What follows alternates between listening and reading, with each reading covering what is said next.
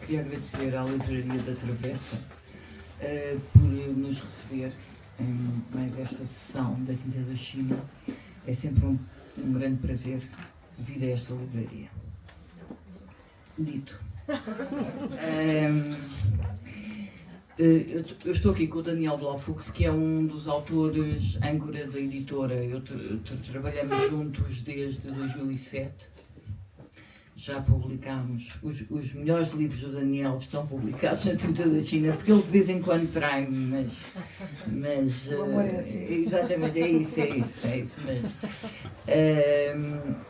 publicámos em 2007 o Sob Céus Estranhos, que é um livro que fala sobre a história da família do Daniel quando saiu da Alemanha e em vez de ter feito aquele percurso que muitos fizeram de fugirem para os Estados Unidos, eles ficaram. Estamos-lhes gratos por isso, porque temos o Daniel Blofux. Hoje serias um americano se isso não tivesse acontecido com os teus avós, exatamente. Era pena para a Tinta da China. Para a Tinta da China era uma grande perda. Depois fizemos o Terezín, publicámos o Terezín, um livro sobre o campo de Terezín que o Daniel visitou e fotografou e fez também um filme, tal como o Sob Céus Estranhos, sobre o livro, que publicámos em 2010. O Sob Céus Estranhos teve o prémio de melhor livro do Foto Espanha, lembras-te, em 2008. Foi assim, acho que foi o nosso único livro premiado em Espanha. Fizemos o Rio, sobre o Rio de Janeiro, um Rio de Janeiro completamente ao lado daquele que nós estamos habituados, dos lugares comuns do Rio. O Daniel mostra-nos um outro rio, aliás, como faz normalmente com o seu trabalho. Normalmente, percebeste? E entramos numa fase mais pessoal e para a qual eu também desafiei muito o Daniel, que era escrever. Ou seja, que o Daniel trabalha muito bem a imagem, acho que isso não é contestado, mas o Daniel Blofux também escreve muito bem. E, portanto, começámos esse percurso com o Não Pai, um livro sobre o pai do Daniel Blofux, que tinha acabado de morrer, tinha morrido uns meses antes. Depois fizemos o Lisboa Clichê, que também publicámos em inglês. Também tem muito texto das memórias do Daniel pelos anos 80 e 90 em Lisboa. Quando eu tinha 5 anos? Sim, quando eras uma criança. E agora publicamos este Tentativa de Esgotamento. O Tentativa de Esgotamento era um livro que eu também há muito tempo dizia ao Daniel, esta janela, a janela nos últimos 8 anos? 15? Ok, nos últimos 15. Isto do livro, agora outro não lês do livro. Eu tenho um problema com datas. Não, o Daniel foi fotografando sempre aquela janela a janela da sua casa, com diferentes objetos em cima da mesa, sem objetos, com diferentes luzes.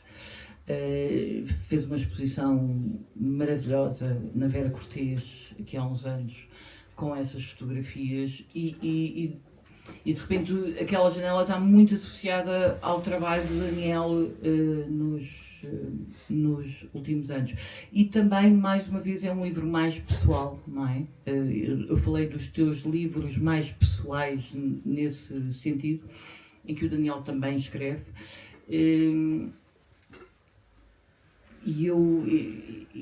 Portanto, é assim, esta decisão de fazermos estes livros mais pequeninos, mas com uma imensa qualidade, também foi uma forma de fazermos chegar a mais pessoas livros de fotografia, que normalmente, como sabem, são muito caros de produzir e como tal, depois de os comprarmos. E eu achei bastante ousado, porque foste tu que me propuseste este formato. Queres falar um bocadinho sobre isso? Não, a sério, de como é que um fotógrafo tem os livros de fotografia normalmente não têm este tratamento. Sim, bom, primeiro quero agradecer estarem aqui, obviamente. Quero agradecer à Travessa, quero agradecer à Tinta da China, quero também agradecer à Vera Cortejo, que organizou comigo a exposição e que não pode estar presente por razões pessoais. Sim, a ideia, eu nunca gostei muito de livros de fotografia de papel crochê, de pôr na mesa de cabeceira, etc. Não desfazendo que há certos livros que são imprescindíveis que sejam publicados dessa forma, e nós próprios também já fizemos. Mas sempre tive muito apreço por a ideia do livro de fotografia também ser uma coisa que podemos andar com ele no bolso. Né? Eu gosto muito de livros de bolso. Acho que a grande invenção não é o livro, a grande invenção na verdade é o livro de bolso, com capa mole, etc. Essa é que é a grande invenção. O paperback, pronto, e os paperbacks começam por ser um tipo de livro que pode ser vendido nas estações de comboio, etc. etc. Exatamente por serem tão portáteis. E transpor isso para livros de fotografia foi sempre uma coisa que eu quis fazer. Aliás, nós tentámos isso com outra coleçãozinha, os cadernos Blau Fux, que só saíram dois. A ideia era fazermos 12 e um devia pagar o próximo. Ficámos no segundo. Mas essa ideia, por um lado, da acessibilidade económica, que no Lisboa Clichê, por exemplo, foi bastante claro na primeira e na segunda edição, porque o livro foi vendido tipo 16 euros. Depois é que com a história da pandemia o preço do papel aumentou muito e hoje já não se consegue fazer esse tipo de preços. Mas, portanto, por um lado esse lado de acesso económico e por outra a possibilidade de facto de andar com o livro connosco, que os livros de fotografia, a maior parte dos livros de fotografia, de facto, temos que ter muito cuidado com eles, porque são caros, têm capa dura, etc, etc. E estou a falar em Portugal como internacionalmente. E também o texto. E também aqui acrescido o texto. Mas mesmo assim... O texto num livro, num coffee table, é muito mais difícil de ler. Acabamos por ler menos do que... Não, mas também há esta coisa do endeusamento da própria imagem fotográfica, não é? Portanto, que parece que é melhor porque é impressa em papel crochê. E isso a mim nunca me interessou, quer dizer, interessa-me uma fotografia que seja de facto uma coisa simples de manusear. Há uma frase do Robert Frank que eu li há muitos anos e que sempre fez sentido, que ele diz: afinal uma fotografia é apenas um pedaço de papel. E é verdade, portanto não é uma pintura, pode ser copiada, pode ser refeita, etc, etc. E isso sempre me interessou muito. Não é sempre verdade, não é? Se tivermos uma fotografia do Robert Frank hoje em dia já não é apenas um pedaço de papel, é um pedaço de papel que vale muito dinheiro, obviamente, mas a ideia da fotografia como uma coisa que se pode usar como um texto sempre me interessou, e foi daí que propus à Bárbara, de facto, tentarmos novamente, quando foi do Não Pai, que é o primeiro livro desta coleção, de fazermos um livro que fosse impresso. Na verdade, a primeira coisa que eu disse é: Bárbara, não te preocupes com os custos, vamos fazer isso com o papel que vocês normalmente usam com os livros de texto. E mesmo assim conseguimos uma qualidade. Atenção, aliás, comigo é inédito um fotógrafo dizer isso. Porque também a parte dos fotógrafos são todos. e acham que... estou a brincar, obviamente. Mas a ideia da fotografia como um produto de luxo é uma coisa que... Pronto, como eu digo, não é só em Portugal, internacionalmente, todos os anos assistimos de imensos livros que acabam nas prateleiras, não por serem maus, pelo contrário, alguns deles são excelentes, mas são de facto, a maior parte deles, muito caros para o público a quem se dirigem. Não é? Aliás, todos nós sabemos a história da Taschen. A Taschen é uma editora que conseguiu fazer livros muito mais baratos do que eram anteriormente, porque começou a imprimir na China e a mudar apenas a linguagem, e as pranchas de imagem eram sempre as mesmas, e portanto com esse pool e pronto, estou a falar de todos nós. As pessoas que compram livros normalmente são pessoas que até não têm muito dinheiro, a verdade é essa. Isso nunca se alterou, havendo exceções, obviamente. Há milionários que também leem livros. Mas isso nos livros de fotografia também torna-se realmente impeditivo, e eu sinto por mim, não é? Houve livros que eu quis comprar e que não tinha o dinheiro para os comprar exatamente porque à partida eram muito caros. E também eu acho que é, pronto, e não quero puxar para uma ideia de falsa modéstia, mas acho que se uma fotografia é boa, ela imprime em qualquer papel. Isso não tenho qualquer dúvida. Pode ser uma fotocópia. O Wolfgang Tillmans, inclusive, expôs já fotocópias, depois são reimpressas em papel fotográfico, mas a qualidade é de fotocópia, aquilo vale exatamente como é. Portanto, uma boa fotografia sobrevive sempre. Bem, e nessa linha de tua originalidade, também decidiste fazer uma exposição na casa. O que também é na própria casa, fazeres uma exposição. Não sei se é inédito, mas eu não conheço ninguém vivo que faça... Morto. Não, morto porque os mortos fazem nas casas deles, ok? Já depois de morrerem. Agora, esta ideia, como é que isto tudo... como é que tu conciliaste isto tudo? Deve existir, mas eu também não conheço nenhum outro caso, mas deve existir de certeza, de uma exposição de fotografia estar no próprio sítio em que a fotografia é tirada. E foi isso que me interessou desde o início, porque, pronto, com a história da janela, que eu de facto fotografei durante 15 anos, e o facto de ter surgido o Instagram e de eu pôr no Instagram, de repente a janela tornou-se assim uma... Não sei, as pessoas falavam sempre da janela, porque de facto eu tirei muitas fotografias, e quando hoje em dia as pessoas dizem eu gostei muito daquela tua fotografia da janela, eu não sei de toda que fotografia é que estão a falar. E portanto a ideia das próprias pessoas poderem descobrir que a janela não é nada de especial, e que a fotografia, como nós sabemos, mas esquecemos todos os dias, é uma grande mentira, não é? Essa ideia de mostrar e contrapor as fotografias que, enfim, de certa forma mistificam a janela perante a própria janela, e deixar as pessoas experimentarem tirar as suas próprias fotografias da janela, quiçá melhores que as minhas, algumas, não vejo razão para não o serem, foi o que me interessou, e então falei à Vera Cortês, tentámos organizar lá exatamente uma espécie... Eu na altura, e continuo a querer usar essa expressão do happening, da performance, que é uma coisa que vem, pronto, de há 30 anos atrás, exatamente porque as pessoas tornaram-se os próprios performers dentro do espaço. Não é? E funcionou muito bem. A verdade é que nós tivemos aquilo aberto durante 5 dias, salvo erro, que eram 3 fins de semana, 6 dias, qualquer coisa assim, e tivemos 5.000 pessoas na casa. Em rotação, claro, e que eu fiquei, pronto, surpreendidíssimo de conseguirmos esse número de pessoas, e funcionou muito, muito bem. Depois também a ideia de deixar coisas ainda da casa e criar uma ideia de fantasma, de uma casa fantasmagórica, de um espaço, remetendo obviamente para o cinema, etc, etc. E daí depois também a coisa de prolongar essa experiência num livro, porque depois, claro, mesmo estando lá 5.000 pessoas, encontrava sempre pessoas na rua que me disseram, aliás, como agora aqui na livraria, mas quando é que isso aconteceu? Eu não soube nada e não fui.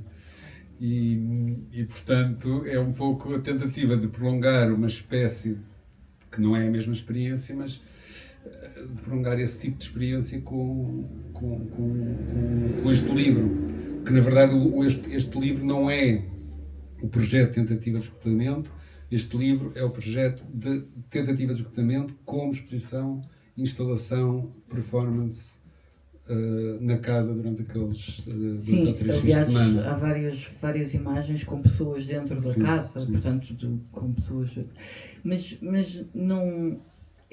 Mais uma vez, essa transposição do teu espaço íntimo, não é? Da tua casa, de repente estar transformada numa galeria com os teus objetos, com imagens tuas.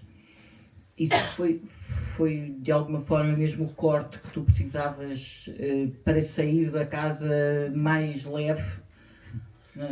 Não sei, eu acho que era tempo de eu sair daquela casa na realidade. Não, tu foste despejado. Mas sim, na verdade foi o prédio todo. Mas dentro da fase da minha vida, eu também, pronto, acho que já tinha esgotado, ou a casa já me tinha esgotado a mim, a janela. E também foi bom como fim do projeto. Mas sim, claro que o facto de ter uma data para fazer a exposição também me facilitou depois a ter que sair antes com as coisas mais importantes que não iriam ficar, mas foi sem dúvida uma despedida.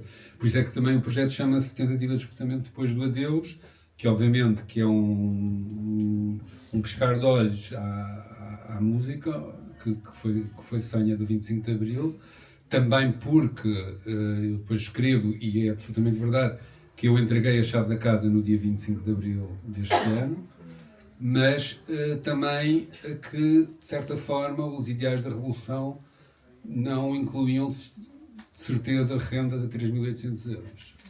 Portanto, há vários jogos, e inclusive é um título que é intraduzível, não é? Porque depois de Deus diz qualquer coisa a nós, portugueses, pelo menos de alguma geração, e não dirá a um estrangeiro, tem que ser explicado, não é? Portanto, há essa ideia.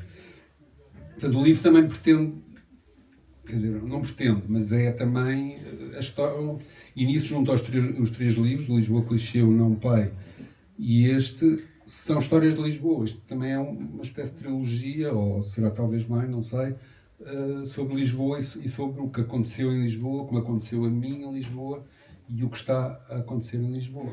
E é óbvio que aquela janela já não existe, não é? Já foi destruída. Há 3.800. Não, eles mudaram as janelas todas da frente. Eu não dei a volta porque não queria, ainda não. Pronto.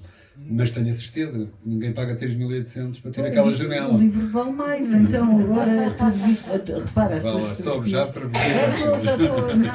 Não, mas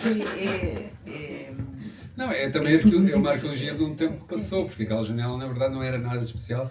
É uma janela típica de Lisboa dos fim dos anos 40, princípio dos 50. Havia inúmeros, todos nós provavelmente passámos por casas com aquele tipo de janelas, e hoje em dia são uma raridade.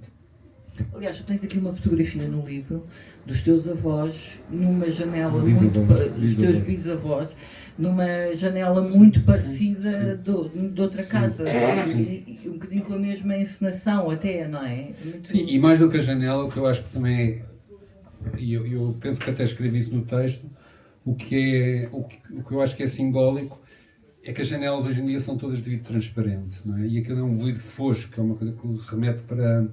Eu acho que escrevi isso tudo, portanto estou-me a repetir, mas me remete para... Já estamos a apresentar o livro. Portanto, remete para igrejas, remete para sinagogas, remete para mesquitas, a ideia da luz filtrada, uma coisa que estamos no espaço e pressentimos o que está lá fora, mas não sabemos exatamente e, portanto, estamos recolhidos. E hoje todas as janelas que se usam são, de facto, de vidro transparente, o que nos leva para outras ideias, que é nós vivemos numa ideia de mundo que queremos transparente. Isto é, politicamente falando, sociologicamente falando, nós queremos transparência. É um mundo em que cada vez há menos segredos, cada vez há menos mistérios, cada vez há menos fantasmas. E eu penso que isso é um pouco assustador com tudo o que isso. Quer dizer, isto leva-nos para outra conversa possível. Quer dizer, acho ótimo transparência para sabermos quanto dinheiro é que os políticos fazem. Não é? Acho isso necessário, obviamente, e transparência como sistema democrático, isso acho necessário, mas as redes sociais fizeram que nós não podemos ir a nenhum sítio sem amanhã toda a gente saber que estivemos naquele sítio, não é? Que é uma transparência que a mim não é por querer ter segredos, é porque acho que a privacidade faz parte da vida, ou devia fazer parte da nossa vida. Mas essa privacidade... Toda a gente sabe que tu estiveste num sítio porque tu postaste. Eu agora vou tirar uma fotografia destas pessoas que não disseram, se calhar em casa, que vinham à travessa ao lançamento e facilmente são apanhadas. Quer dizer, é muito difícil haver mistérios. Não é que nós tenhamos. Alguns nós terão, mas é porque há muitas pessoas que são os próprios a expor a sua vida. E depois essa coisa que nós próprios já entramos nesse jogo, não é? No verão sabemos quem é que esteve na praia ontem, não é? Todos. Mas também sabemos através de rede, não é? Às vezes vejo uma pessoa no Instagram de outra pessoa que nem sabia conhecia, ou sei lá, de uma inauguração, ou no museu, ou por acaso num jantar, olha, estes dois conhecem-se. Não é?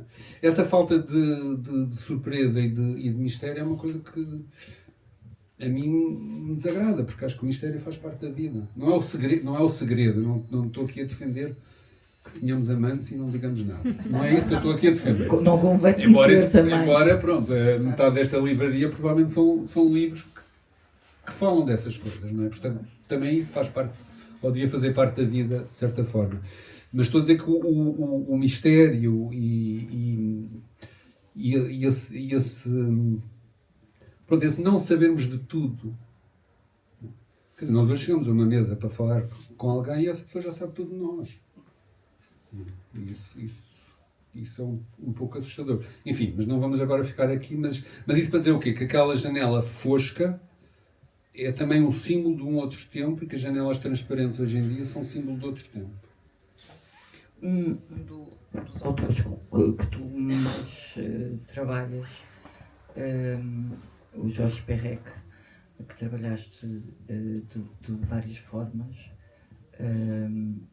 desde o cinema, fizeste filmes com muitas referências, também tem aqui uma referência grande neste livro. Queres falar disso? Não, o projeto, na verdade, parte todo do Jorge Perec. O Jorge Perec tem um livro que é o Tentativa de Esgotamento de uma praça em Paris, em que ele se senta na Praça Saint-Sulpice e durante 3 dias e aponta tudo o que vê da esplanada do Café de la Mairie, que ainda existe, se forem por acaso lá. E pronto, ele aponta o autocarro que passa, aponta as pessoas que não conhece ou uma ou outra pessoa que ele conhece, aponta o cão que para, etc, etc. E é uma lista minuciosa que é, na verdade, uma fotografia gigantesca, o que ele faz, não é? E é um livro relativamente pequeno, há de ser mais ou menos esta espessura, e que parece um exercício formal, não? Mas ao mesmo tempo à medida que nos afastamos do tempo do Perec, torna-se um documento incrível.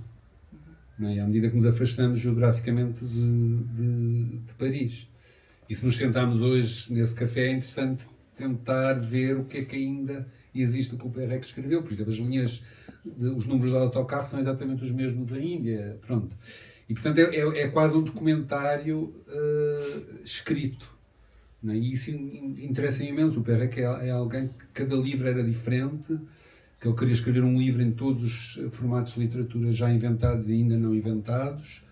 E portanto, é um escritor que eu considero absolutamente fascinante, porque não se pode colocar o Perec em nenhuma gaveta. Não é? E pronto, este projeto, na verdade, baseou-se nisso. Quer dizer, se uma praça é uma coisa que nós sabemos que é inesgotável, não é? Porque está sempre qualquer coisa em mudança. Uma janela fosca, será que ela é esgotável? Não é? E afinal também não foi, porque 15 anos e cada fotografia que saía era sempre diferente. A luz muda, o objeto está em cima da mesa muda, mas é impossível tirar 2 fotografias iguais mesmo no próprio espaço. E acho que isso para mim também é uma lição de fotografia, que na verdade a fotografia é irrepetível, como cada momento é irrepetível. Não é? E isso nós achamos sempre que se não tirarmos hoje a fotografia ali, sei lá, aqui no Príncipe Real, que amanhã podemos voltar e tiramos a mesma fotografia, mas não a tiramos, porque a luz vai ser diferente, qualquer coisa vai ser diferente. Ou a árvore foi cortada, ou amanhã não vai estar o dia que teve hoje. Nós não somos a mesma pessoa que fomos hoje, amanhã seremos outras, e por aí fora. E isso influencia, de facto, toda a fotografia. Tá? Isto é, há muito mais coisas fora da fotografia do que o que está dentro da fotografia. Portanto, a fotografia é apenas um resumo de tudo o que levou àquela fotografia. Sim, por isso é que tu dizes que também é mentira, por isso mesmo, não é? Só é mentira. Não é só mentira, não, mas de certa forma a fotografia, lá está, não vem com mentira, mas vem com mistério, não é? Porque a fotografia logo à partida esse mistério que eu falo, aliás, a Diane Arbus tinha essa frase que era: uma fotografia é um segredo dentro de um mistério, uma coisa assim, um mistério atrás de um segredo, qualquer coisa assim. Porque nós olhamos para uma fotografia, seja ela qual for, e não estamos a ver os seus lados, não sabemos o que é que está fora da fotografia. Ao contrário de uma pintura em que não existe nada para fora da pintura, porque ela é pintada dentro da cabeça do pintor, de certa forma, na fotografia há sempre continuação. Nós não vemos o que está à volta da fotografia e nós não vemos o que antecedeu a fotografia e o que veio depois do clique.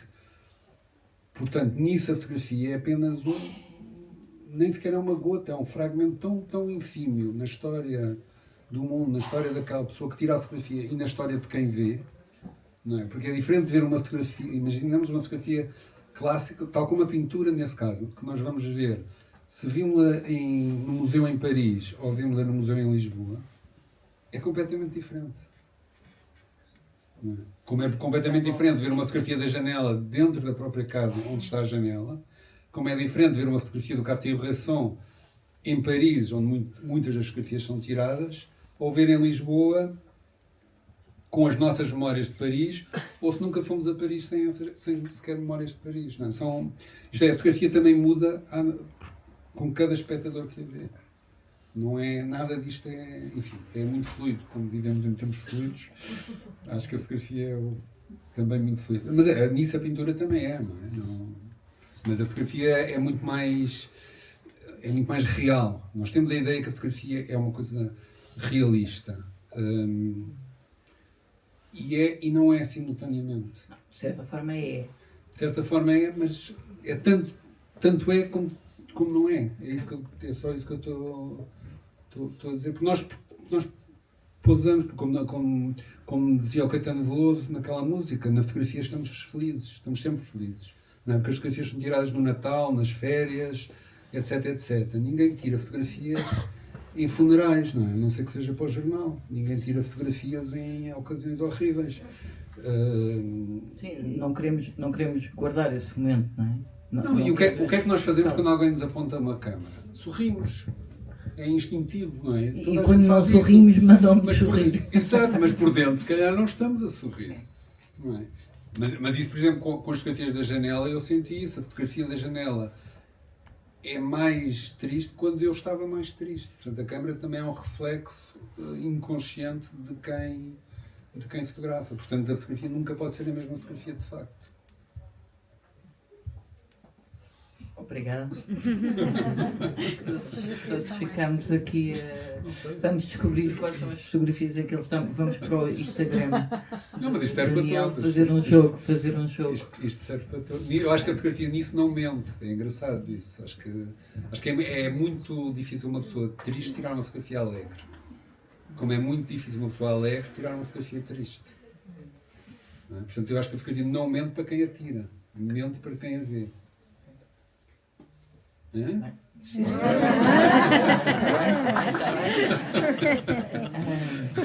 Aqui há alguns fotógrafos que vão discordar já comigo.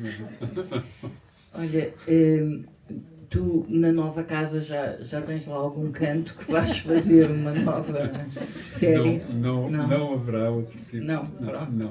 Não, pois tu tens esse problema, que não é um problema, que é uma grande vantagem, estás sempre a trabalhar sobre memória e estás constantemente a reinventar-te nesse sentido. Então pergunto de outra forma, estás a escrever, vais finalmente publicar um livro de texto em que a fotografia só pode, ok, eu deixo depois 2 ou 3. Não, o livro que eu gostaria de fazer seria um livro em que a fotografia seria... Porque o Não Pai é um livro que eu escrevi e depois fui buscar as fotografias. O Lisboa Clichê é um livro em que havia as fotografias e eu fui escrever o texto.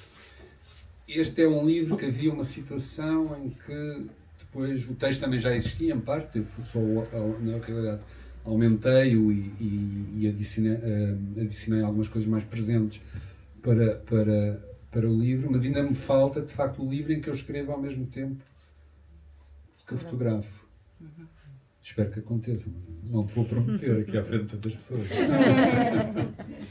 Não sei. Não, mas não vai haver outro projeto como o da Janela, porque não vou estar 15 anos Eu solamente estava só metendo contigo. Eu sei. Não, vou repetindo esta ideia em coisas pequenas, como já tinha feito antes, e continuo a fazer, mas com esta dimensão eu nem sequer faria sentido. Aliás, eu não sou fotógrafo da Janela. Mas é possível que é melhor começar a fazer muitas outras coisas, porque senão fica ali. Porque tornou-se um bocadinho um ícone. É estranho isso, como um trabalho, de repente, aquela Janela, quer dizer, não é conhecido por Portugal inteiro, obviamente, mas, Não. mas é muito associado a ti, quer dizer, quem conhece aquelas imagens de Janela sabe quem foi o fotógrafo, percebes? Sim, mas é interessante como fiz a expressão do mate, que também tem livro, que não falamos Sim, aqui, não os falei dias porque estão não- numerados, não. mas que também é com tinta da China, que ainda tinha Janela, porque eu ainda estava na casa, não é? Mas em que o trabalho já é outro, o trabalho é completamente diferente, um trabalho diarístico, etc, etc. Portanto, eu acho que isto provavelmente acontece a todos os fotógrafos e provavelmente a todos os artistas, em que há trabalhos que são mais relembrados do que outros, não é? Que são, eu tive isso em 94 com o London Diaries, durante anos as pessoas falavam do London Diaries, depois o Terezinho, acho que foi Chernay, e o próprio livro, também porque ganhou o Prémio BES, etc. O Lisboa Clichê, eu acho que apesar de tudo, um trabalho em que eu vou buscar o passado, não é? Portanto, já nem sou eu aquele trabalho, mas depois o que eu escrevi, de facto, é 2. E é um livro que já fizemos aqui 4 edições, não é? Portanto, Já ficamos 4 edições e publicámo-lo em inglês, e portanto temos vários turistas que vão passando por aqui, veem Lisboa Clichê e levam-te com ele, com eles, e isso é especial. Mas isto para dizer que eu acho que todos os artistas têm isso, há um trabalho constante e depois há certos picos e outras coisas que merecidamente ou não ficam, ou desmerecidamente, penso eu em alguns casos, que ficam mais esquecidas do que outras, mas isso é normal. Portanto, eu acho que a Janela daqui a 10 anos vai ser apenas uma coisa dentro de um percurso. Sim, claro, eu só te estava a dizer. Não, o que eu acho que a Janela me trouxe foi esta coisa por um lado o tempo, não é? Mas também, e quando eu comecei a fotografar a Janela, aliás as primeiras janelas aparecem num projeto que foi apresentado na Galeria do Carlos Carvalho aqui presente, que começa com o Pavesa, que era um trabalho que eu fiz a partir do Diário do Pavesa, que foi um tempo em que eu fiquei muito fechado em casa, durante um período largo de tempo, e comecei a fotografar aquela janela. E a coisa foi crescendo, passou do Pavesa para o Perrec. Mas isso também, exato, onde eu queria chegar era que numa altura em que eu também estava, continuo, mas pronto, frustrado com a fotografia, no sentido de que parecia que cada vez era preciso viajar para mais longe para apresentar fotografias. E portanto os fotógrafos iam cada vez mais para o outro lado do mundo para trazerem fotografias e isso é que parecia que era o importante. E para mim, de repente, ganhou um sentido enorme eu ficar fechado dentro de casa a fotografar em casa. Quase uma antevisão, não que eu tivesse, obviamente, da pandemia, não é? Depois, nessa altura, muitos fotógrafos começaram a fotografar as suas próprias casas e as suas cozinhas e começou a ser um Instagram mesmo, não? Mas essa tua relação também com a fotografia e a literatura também é muito importante e muito presente na tua obra, não é? O Sebald com o Terezinho, o Perec, em vários... essa ponte que tu fazes com a literatura, consideras que é mesmo que precisas sempre desse guião, percebes dessa relação para quando estás a pensar num projeto? Não, assim, não preciso sempre, mas o facto é que todos os trabalhos que eu mencionei há bocadinho são trabalhos que têm que têm texto, a começar pelo Diário de Londres, não é? Que não era um grande texto, mas era um texto. Que eu acho é que eu sempre achei, e isto não quero ser pretencioso de todo, e não é essa a ideia, mas eu acho que sempre fui e vou inverter ao contrário, sem pôr, obviamente, no nível deles. Eu sempre pensei que o Sebald e o Perrec não eram escritores, mas penso que são artistas que trabalharam com a escrita. E eu acho que muito mais modestamente, obviamente, sempre quis ser escritor que trabalhava com a máquina fotográfica. Não é? Que são outras formas de criar arte, no caso deles, e de criar literatura. E de contar histórias. O problema é que depois é muito difícil sair das gavetas. Por isso é que o Perrec também me fascina, não é? Porque há um tempo em que tu és considerado escritor, és escritor, não sais de lá, por mais que depois o resto são brincadeiras, não é? Sim. Aquele escritor também pinta. Sim. Não é? E pronto, e na fotografia é um pouco a mesma coisa, e talvez ainda bem. Mas isto para dizer o quê? Eu acho que a literatura foi sempre o que me fascinou no meio disto tudo. Eu não sou muito interessado em fotografias bonitas, aquela coisa da arte fotográfica, como se chamava em Portugal, não é? A partir do século XIX. Não é uma coisa que me interessa muito. A fotografia é bonita, está ótimo, mas é bonito, e para que é que serve? Não, a fotografia serve para contar histórias. Logo, quando eu digo que serve para contar histórias, já estou na literatura. Não é? E, portanto, nem todas as fotografias que eu uso, porque normalmente o fotógrafo tira muito boas fotografias, tira boas e tira razoáveis. E escolhe sempre as muito boas. Não é? Eu rapidamente percebi que se eu tirar muito boas, primeiro é um acaso. E segundo, não são as que me interessam mais. Interessam aquelas que fluem dentro dessa espécie de texto que é a fotografia. Aliás, aconteceu com o Teresino, quando o Teresino esteve exposto no CCB, e o Teresino, para quem não sabe, enfim, são fotografias de um campo de concentração muito especial, e não vou agora contar, senão não sai daí, mas pronto, fui ao CCB por acaso, quando estava lá a exposição do Prémio BES, e ouvi uma senhora a dizer para a outra: esta fotografia é tão bonita. E eu pensei assim: o que é que interessa a fotografia bonita? Não, porra, é um campo de concentração, vamos falar de outras coisas. E portanto eu acho que a beleza pode estar no caminho, pode ser uma pedra no caminho. Sim, não é? Mas uma coisa não tem que implicar a outra. A fotografia não, o que eu quero dizer é... ter uma luz muito bonita. O que eu quero dizer é um fotógrafo que só faz fotografias bonitas é um bocadinho como um escritor que só escreve frases bonitas. Não sei se é... Sim, pode ser, não é assim? Deve haver. Não estou a dizer que não. E há fotógrafos incríveis que fazem isso. Mas não é aquilo que eu... Não sei se não é aquilo que eu não queria fazer originalmente. Sei que é aquilo que eu não sei fazer. De certo, não é? E portanto, sim. Acho que o texto e a escrita são algo que nós sentimos que estamos a ir para um caminho. E é muito difícil ler fotografia. E cada vez eu acho que é mais difícil ler fotografia. Eu vou a exposições de fotografia e acho que todos nós que praticamos fotografia sentimos isso um pouco. Somos quase abalroados pela ideia da fotografia como uma coisa, com a imagem bonita. Não é? Mas porque é que a estética da imagem fotográfica é muito perigosa. Não invalidando que haja fotógrafos que... Quer dizer, por exemplo, um fotógrafo que eu, desde o início, nunca gostei. E acho que é um incrível fotógrafo, que é o Sebastião Salgado. Que é um dos fotógrafos mais populares do mundo. Paz à sua alma. Mas, para mim, é um erro o Sebastião Salgado. Porque é demasiado bonito tudo para a desgraça que ele está a mostrar. E, portanto, há ali um valor de estética que vai contra o meu valor de ética. Não é? E, no entanto, obviamente, Sebastião Salgado é um dos fotógrafos mais populares do mundo. Não é? E conceituado. E, na verdade, ele era um excelente fotógrafo.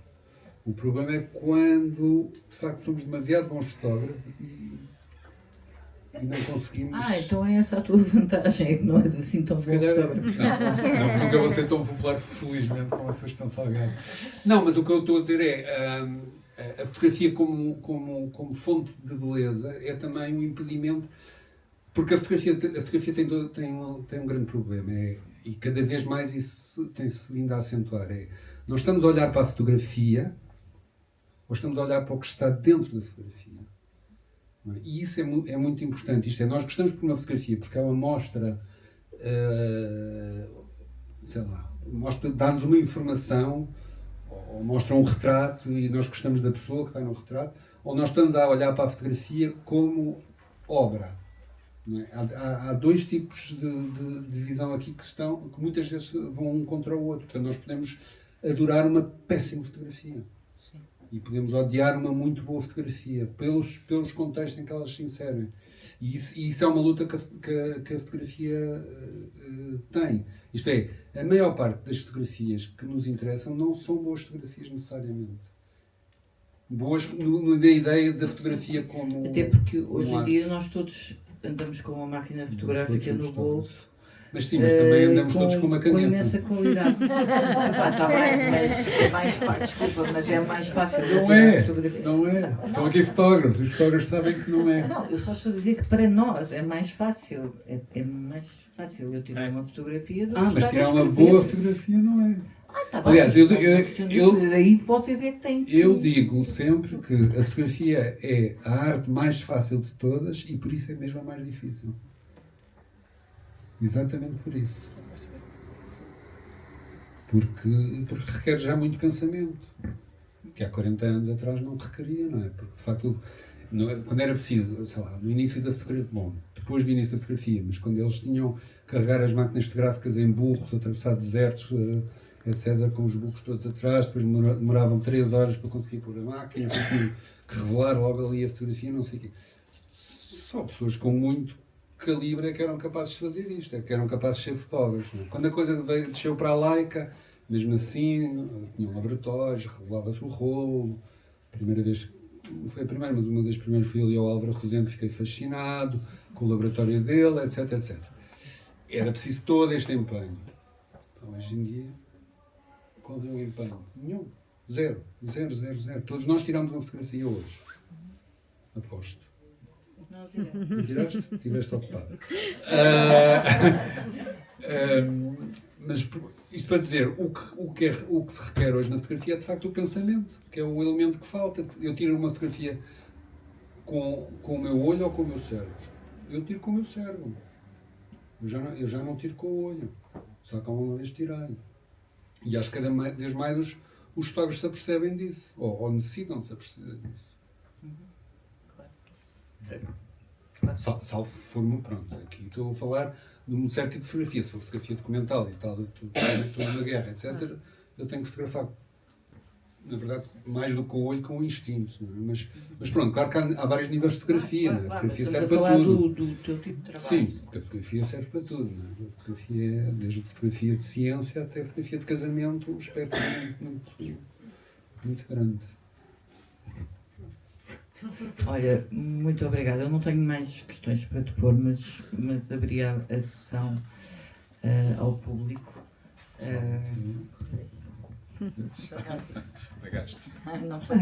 Olá, boa tarde. Isto é a grande vantagem de ser uma ignorante, é que a gente não sabe o que é que vem e fica encantada à primeira. Pronto.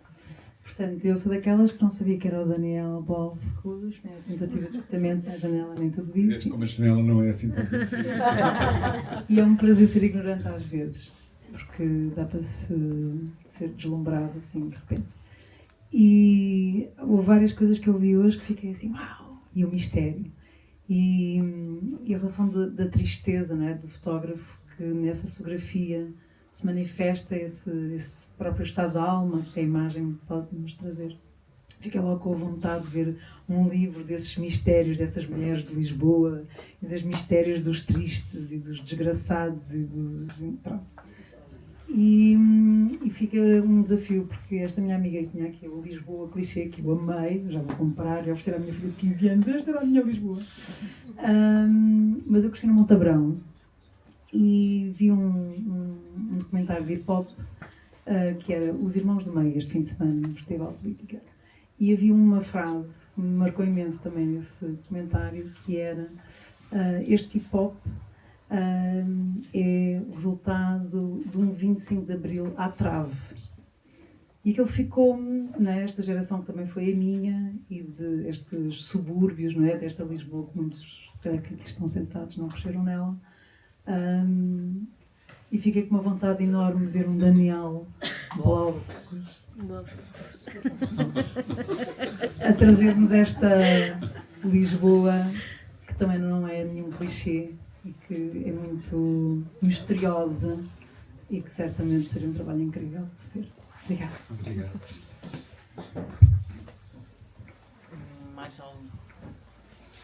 Questões? Os senhores fotógrafos não vão discordar. Aliás, das coisas na que semana ele teve aqui a passada fizeram uma entrevista, porque vão sair fotografias de Lisboa clichê numa revista grega. E uma das perguntas era: qual é o maior clichê que existe sobre Lisboa? E a minha resposta foi impetuosa, mas depois deixei ficar, que era que Lisboa é na Europa. Só para desconcertar as pessoas. Só para... Não, porque é uma forma, de facto, também é uma forma de engavetarmos, não é? Lisboa é na Europa, mas Berlim também é na Europa. São tão distantes. Ainda hoje, a forma de pensar é tão distante de uma cidade para outra, que não é o facto de terem as duas, sei lá, Starbucks ou Zaras, que as fazem serem mais parecidas. Embora as cidades europeias, enfim, isso é outra conversa. Visualmente, mas estou a falar depois das Sim, pessoas sim. e a forma de pensar é completamente diferente. Felizmente.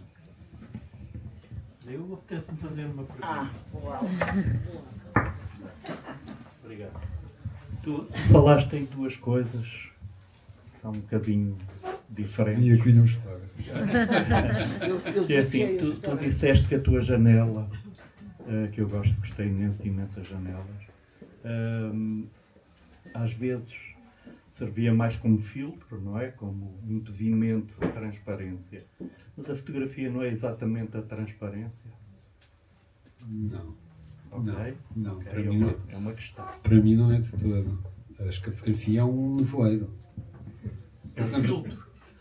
Não acho que seja um filtro. Acho que a fotografia... É assim, há muitas fotografias que eu tiro em que, de facto, o que eu quero não é mostrar o que está na fotografia. O que eu quero é mostrar algo. Não está. Ou que está lá, mas para além da fotografia. Quer dizer, eu acho parte da poesia para fazer fotografia.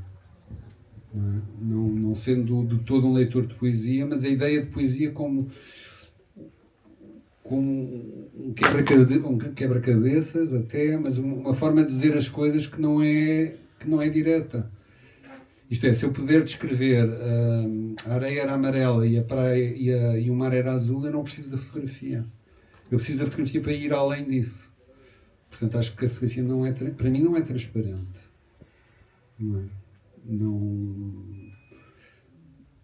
Tem que ter esse lado de construção.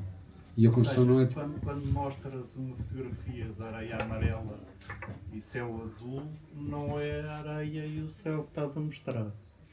Não é isso que me interessa mostrar. Estou a mostrar Mas isso, mas o que eu quero ver, o que eu quero que as pessoas vejam é outra coisa. Agora não sabia dizer o quê, não é? Mas é outra coisa, não é? Porque a janela, eu não quero mostrar a janela. O que eu quero mostrar na janela é a luz que atravessa a janela, que é uma coisa que a fotografia, que é difícil de fotografar, mas que também é a base da fotografia, como nós sabemos, que é a luz e a sombra.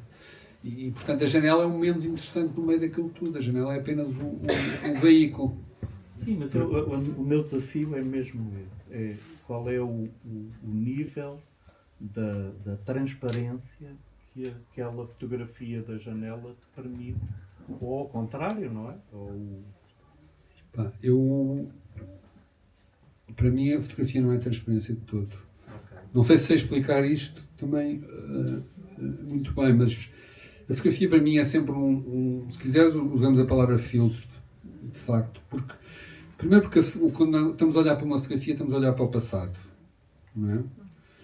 Depois quando olhamos para uma fotografia estamos a olhar para uma coisa que os olhos de outra pessoa viram, não é? Em algum tempo anterior a nós, pode ter sido ontem, mas que é anterior a nós, noutro sítio. Portanto a fotografia é um recorte que está ou num jornal ou numa parede, não é? Mas que não é no seu sítio de onde ela foi tirada. Portanto tudo isto são camadas. Depois, e sabes isso tão bem ou melhor do que eu, os rolos analógicos mudavam a cor da fotografia, se for diapositivo ou for negativo é diferente, no digital não é, também há diferenças, já dá para perceber. Depois o que nós queremos influenciar, que alteramos, se quisermos, filtros ou não filtros, ou cores ou não cores. Portanto, nada daquilo é muito transparente. Nada é muito real. Aliás, porque se nós pusermos 10 fotógrafos aqui nesta sala, eles tiram 10 fotografias completamente diferentes. Portanto, onde é que fica a transparência no meio disso tudo? Estás a falar de literatura já. Mas estou sempre a falar de literatura. Sim, claro. Uma sinopse de um livro nunca é verdadeiramente o livro. Não é? O livro é aquilo que nós vamos tirar do livro. E cada um de nós provavelmente vai tirar coisas diferentes a partir da nossa experiência. E eu ambiciono que a fotografia também seja isso. É uma grande ambição, porque a fotografia tem grandes problemas em relação à literatura, obviamente. E limitações. Mas estamos a falar de literatura. Isto é, a fotografia documental nunca me interessou por aí além por alguma razão. Não é? E mesmo quando estivemos no Independente, eu era aquele que dizia sempre: eu não sei fotografar isto. Porque a realidade não me interessa muito. Na realidade, a realidade não me interessa muito. Sabias fotografar? Sabia, mas quando fui fotografar o Cavaco, saí da reunião com a Mária Soares, não tem nada a ver com. Pronto, nesse sentido, não é uma coisa que me interessa. Não é uma coisa que... Aí não havia o indizível. O indizível. E o que tu procuras é o indizível. É isso que é o fascinante. É muito arte poética, não é? Sim. Poesias, não é verdade? E, portanto, é isso. No Cavaco a sair lá da nossa de Quantos, não havia várias Soares, não havia grandes coisas, não havia muitos indizíveis. Sim, faz. Mas é esse mundo transcendente dos fantasmas que a Margarida Medeiros tanto falava, que eu tento encontrar na fotografia e que sempre tentei encontrar. Mesmo na passagem, que já fiz há muitos anos, do preto e branco para a cor. Sendo que no preto e branco é mais fácil encontrar os fantasmas, de certa forma. Mas isso é porque na nossa cabeça os fantasmas vivem no mundo a preto e branco, mas os fantasmas, se acreditarmos neles, eles vivem no mundo a cores também, e vivem no mundo digital também alguns. Agora, quanto menos espaço há para eles, menos eles se mostram. Isto é, no digital não há erro, não é? O fantasma vive do erro, daquela fotografia mal tirada. Obrigado. Obrigado a ti. Eu não sei se vou dizer alguma coisa do jeito, porque cheguei há pouco, nem atrasado, mas tem a ver com esta questão da transparência. Eu lembro de assim, há uns anos, eu era mais pequena, e o meu pai, que por acaso também é fotógrafo, de alguma maneira, caminhava comigo, assim, pelo norte, e era uma altura que eu estava muito frustrada, porque tinha que entregar uns trabalhos para artes visuais, e eu estava assim, sem ideias, porque não sabia o que queria expressar, e estava naquela de... Eu não tenho idade para ter alguma coisa para expressar, e o meu pai caminhava comigo assim à beira de um rio, e ouvia-me assim a queixar, e às tantas dizia: olha, para aqui um segundo. E lembro perfeitamente desta memória, porque, e isto tudo em relação à transparência vai chegar lá, porque meu pai ensinou-me a reparar. E foi assim naquele momento de pararmos os dois e de olharmos o rio a passar e de eu ver só o rio assim a bater numa rocha que por acaso fazia mexer um bocadinho de verde. E meu pai dizia: o que é que tu olhas? E eu vejo a água. E o pai: mas sim, mas dentro da água o que é que te chama a atenção? E eu dizia: eu vejo a textura da água, eu vejo se calhar o ritmo, sim, o ritmo das coisas. E meu pai dizia: está bem, mas dentro do ritmo das coisas é o ritmo do quê? E ficámos ali quase meia hora a tentar perceber o que é que realmente me chamava. E foi assim uma coisa que me ficou muito perto. E uns anos depois eu fui parar à antropologia e ao cinema documental. E isto que tu dizias de não te interessar retratar a realidade também me interessou, porque há qualquer coisa mesmo no documental que não é real. E portanto, se calhar na questão da transparência, leva-me a um ponto de não há transparência aqui nenhuma, há a tua transparência. E portanto, as fotografias que são tuas, que são belíssimas, e este livro teu é lindíssimo, são a tua transparência. Portanto, é o que tu dizes, eu não me interessa se calhar retratar o que está aqui mesmo à minha frente e o que é chamada esta coisa da fotografia documental, mas cada vez mais eu entendo que tanto a fotografia como o cinema documental tem muito pouco do real, não é? Tem muito esta coisa do contaminado. Portanto, transparente nunca é, mas é a tua transparência. Existe qualquer coisa disso. Naquele momento específico da tua vida, da fase que tu estavas e assim. Mas sim, coisa. Obrigadíssimo, sim. Bem, tens um pai.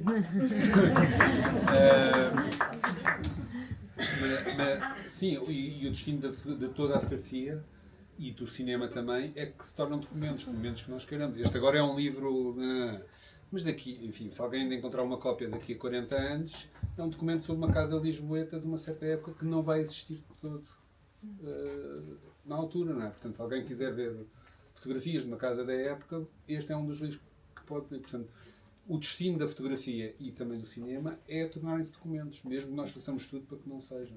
Como basta eu tirar uma fotografia agora vossa, que daqui a 10 anos as pessoas, primeiro, documento de nós, pessoas, que alguns de nós, infelizmente, daqui a 10 anos já não estaremos, e teremos mais velhos, etc, etc. Mas também como é que iam em 2025, como é que iam...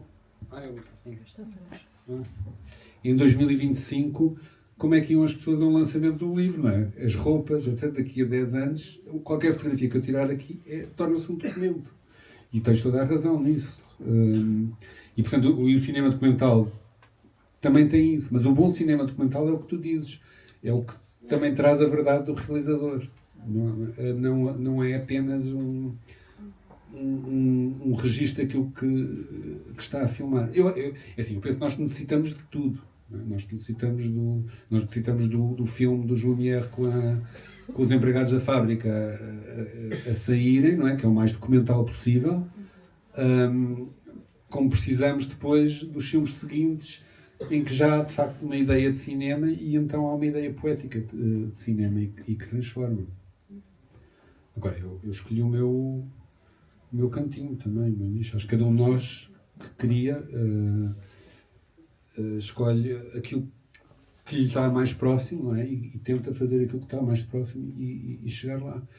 Sendo que eu cada vez mais penso que qualquer ato de cultura hoje em dia é um ato de resistência, continua a ser cada vez mais novamente.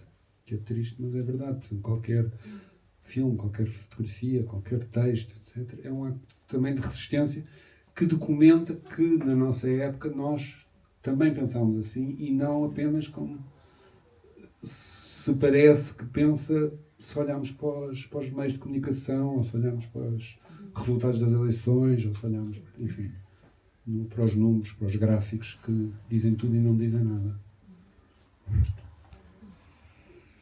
Eu não tenho nada muito para perguntar, queria só saber se manteve na sua casa nova estes cortinados. Na verdade é a minha cortina de luz, sabe?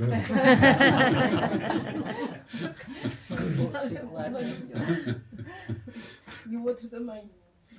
A outra fotografia também. Ela quer os cortinados. Não sei se há mais alguma questão.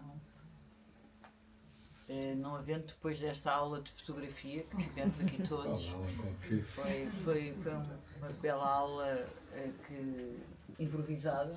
Isto não foi... Posso escrever para o próximo livro este? Agradeço a presença de todos, agradeço muito ao Daniel e a seguir vai estar aqui a assinar livros a quem tiver o bom gosto de comprar. Farei tudo o que está no contrato. Obrigado.